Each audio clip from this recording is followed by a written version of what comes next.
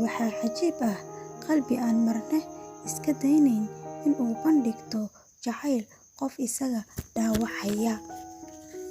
Shaqsi kasta asaga uunbaa isku maleeya qofka jacaylka haya, balse marnaba isma dhahayo qof baa adiga ku jecel. Sababtu waxa weeye qof kasta oo danihiisa uun fiiriya. Qalbiga wax jecel waad ka aqoonsan kartaa kuwa kale, waayo waxa uu u nugul yahay inuu durbo dhaawac gaaro, balse aanan laga dareemin.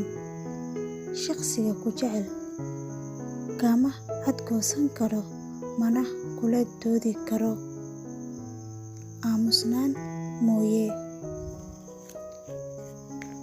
Qalbiga ku jecel ma fahmo hadallada ay dadka u sheegaan, balse qalbigaas waxa uu kaliya dareemayaa xanuun isaga aad u haya. Midkiin wuxuu idinkaga baahnaanayaa inuu indhihiina runta ka arko,